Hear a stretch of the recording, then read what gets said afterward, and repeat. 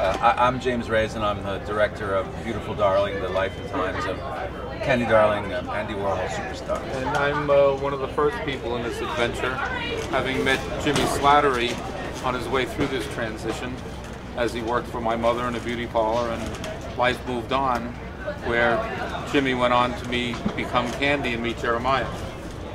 I'm Jeremiah Newton. I'm the producer of Beautiful Darling, and Candy Darling was my best friend in 1974 when she died. The film is the story of Candy, who was born in Massapequa, Long Island, and it's the story of her journey from the post-war suburbs of America to New York City, and becoming the person who she always believed she was born to be, which was Candy Darling, a throwback glamour queen, Hollywood movie star, Candy Darling.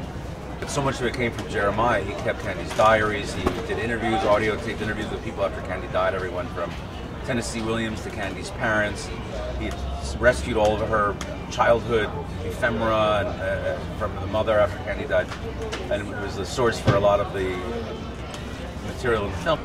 Candy was my closest friend, and we hung out with each other for a number of years. I met her in the mid-1960s. We became very good friends.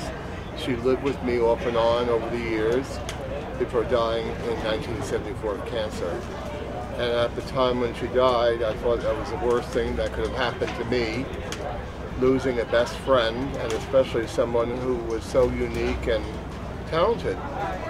So taking all these years to figure out what I wanted to do about the future and Candy, and I knew James and Michael, and we were able to put together this documentary, Beautiful Darling, which will give the public and a whole new generation an idea of what Candy was and how special she was and what good friends we were. About halfway through the process, I started bringing Jeremiah not as another talking head, but as a verite, following him as he goes on his own journey to kind of deal with his memories and the shadow of Candy's presence in his life, and finally bury her ashes, which she had kept ever since she died in 1974. So he's not only the producer along with Elizabeth Bentley, he is a main character in the film and the source of a bunch of what is in the film.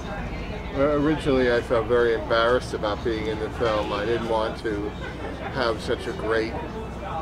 I didn't want to be in the film too much. I just wanted to be there, but not so much of me. It's very hard to go back in the past and rehash things and see yourself as a young person.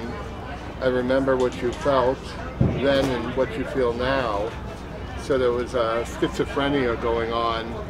I felt pulled back and forth, and consequently it's difficult for me to see the film. It's a beautiful film. I couldn't ask for anything anymore. People love it, the audiences love it. We premiered in Berlin. We just did new directors, new films at MoMA and Lincoln Center. And we're here in Maryland. And people love it. They just love the film. So I'm really pleased from the heart that we were able to pull it together and create something of interest.